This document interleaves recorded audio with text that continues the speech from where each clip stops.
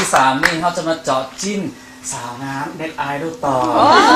มีหลายประเด็นต้องได้เจอแล้วคนงามเนี่ยมีเรื่องถาม มี ห แบบ ลาย น้องแก้วตานะแบบดราม่านี่ไงเลยหนัง โอ้ เรื่องเลยตอนนี้คนเลี้ยง โอ้อุ้ยไผ่ก็มีคนเลี้ยงอะไรพ่อแม่เขาเลี้ยงเขา เลยแบบเลี้ยงเลย โอ้ความหมายก็คือมีคนมาถามเลี้ยง แม่ อยากจะเบิ่งแยง ประมาณนั้น โอเค อันนี้มัน ตั้ง แท้ แต่ บอก ตั้งแต่จือความได้นอกจากพ่อแม่เลี้ยงก็เลี้ยงตัวเอง อ่า ก็มีแบบว่าหลายคนเจอเลยรู้สึกว่าจะเป็นโรคจิตอาจจะเป็นคนเดียวกันอีกได้เสร็จไหมคะสาวๆทุกคนในเอลิทเลยเสร็จไหมคะว่ามีคนนี่กินข้าวน้ำบ่อนู่นนี่นั่น แม่ถือทุกคนเลยถือทุกคนเลย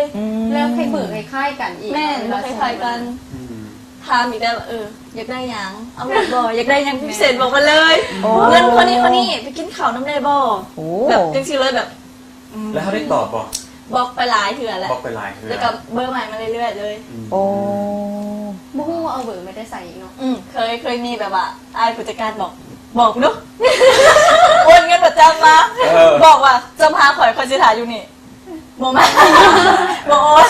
บอกโอ้นี่ พวกลูกจีนพวกลูกจีน เขาจะต้องกวนเฮาซื่อๆ พว เนาะ กลูกจีน อย่างสุดาเองนะได้เจอแบบนี้บอก คือกันทุกคนในเอริเจอเบิก ถือมันเลย เป็นเบิกคล้ายๆกันว่าส่งมาแบบอันน้องวางบอลนู่นนี่นั่นไปกินข้าวแบบแป๊บเดียวได้เงินเท่านี้แล้วก็เลยมาถามกันเองว่าเจ้าเจอบอลทุกคนก็ส่งใน คนเจอไปเลย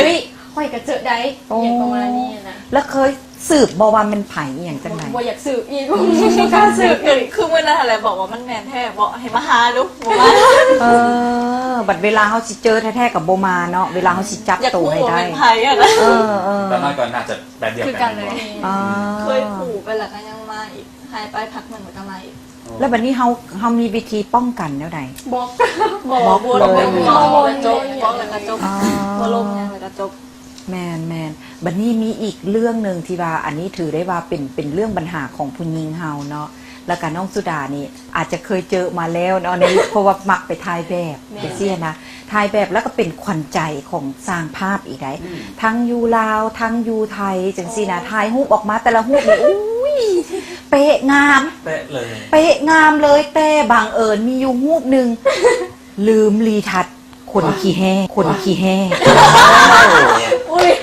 อันนี้แมนแท้บอลว่าปล่อยให้มันหล่อมมาแหลม เม อน อก บาง มา เทื่อนะน้องกันนี่นะสองคนสิเป็นคนเบิ่งความละเอียดของกันเองบางเทื่อกันลืมเอาวิดโกนมาบางเทื่อแบบเฮาแบบเฮาไปเรียกซูมือเฮาฟ้าวแล้วเฮาก็ลืมเนี่ยบางเทื่อเฮาไปอันย่างหนองคายอย่างประมาณนี้มันบ่มีเซเว่นมันบ่มีบอลที่เฮาจะพอไปซื้อได้ เจ้า บางเทื่อก็บอกสร้างภาพเลยว่าถ้าเจ้าให้เห็นคนกี่แห่ข่อยจะคอยสิบอกเจ้าข่อยสิไปเจ้าลงไปบุกข่อยจะสิบอกบางคนเขาเจ้าก็บ่ได้เป็นสร้างภาพมือใหม่มือสบักเล่นแบบนี้เฮาก็บ่สามารถควบคุมได้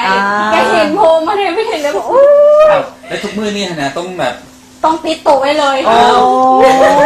แสดงว่าเคยมีป่ะเคยมีก่อนแล้วนี้โอ้ บางเทื่อก็ลืมแบบส่งทางในบอลืมเสื้อทางในบอลืมกลโอ้ยหลายอัน แปลว่าเขาจะไปโฟกัสใส่แต่ใบหน้าเฮาเนาะ แม่ ใบหน้างามแล้วพอขี้แห้ก็ต้องอย่าว่ากัน ผู้ผมแบบเห็นทั้งเส้นเลยแบบอู้ยแบบ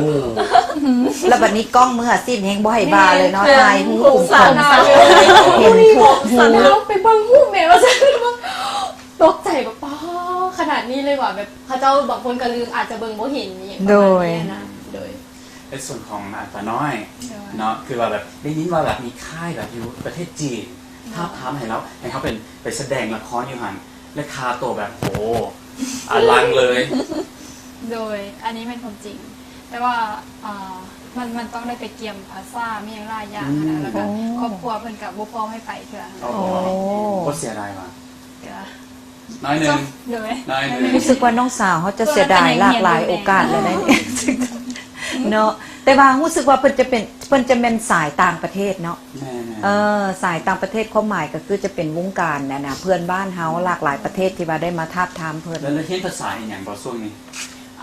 ช่วงนี้เห็นถ้ากระจบเลย อ๋อเรียนภาษาจีนภาษาอังกฤษเพิ่มไปเลย การ จะได้ไปฮอลลีวูดอย่าง การเขีย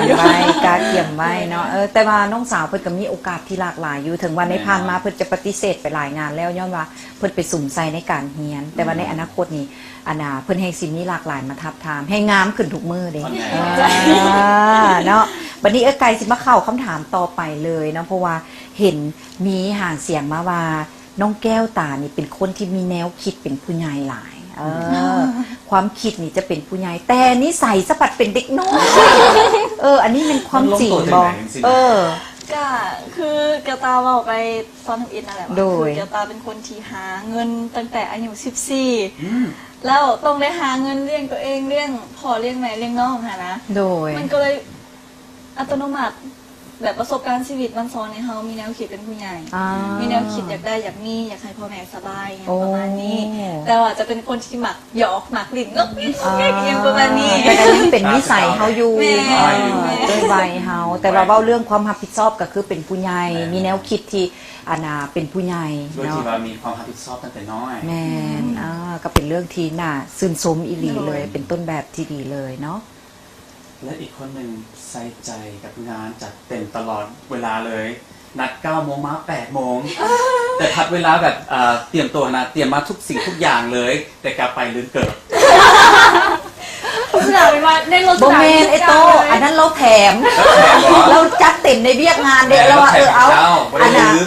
ค่าจ้างเกินโตแล้วแถมเกินไปเลยคือล่าสุดสุดาไปไทยโฆษณาฟอร์ดกับไอซัก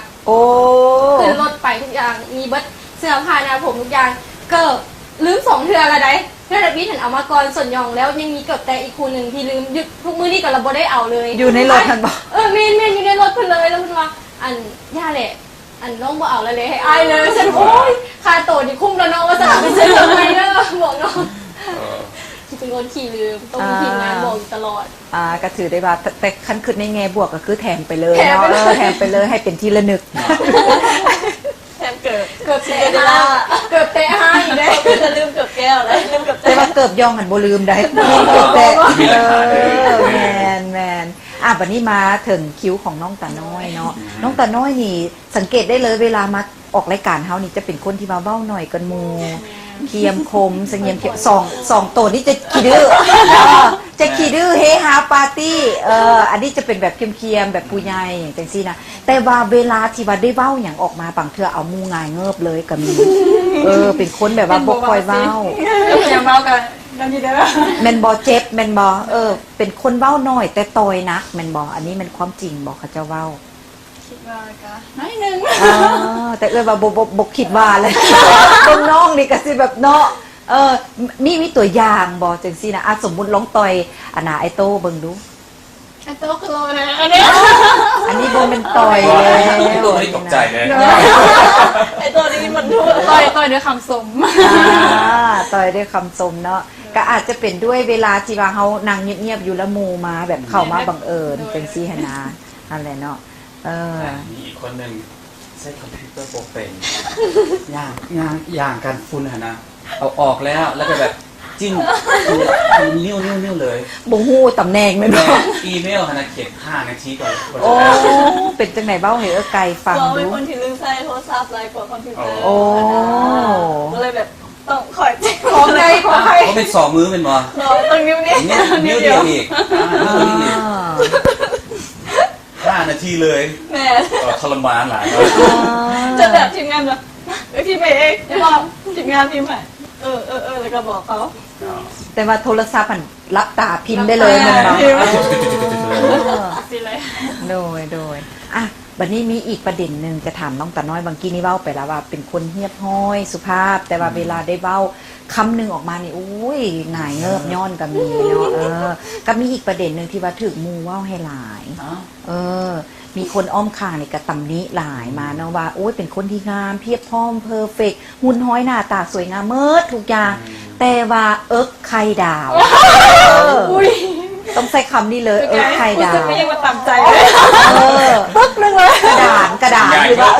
กระดานบางคนก็ลงว่าปิ้นหน้ามาแม่จะปิ้นหลังลงสั่งว่าเป็นบอยโตจังซี่นะอันนี้มันความจริงบ่อันนี้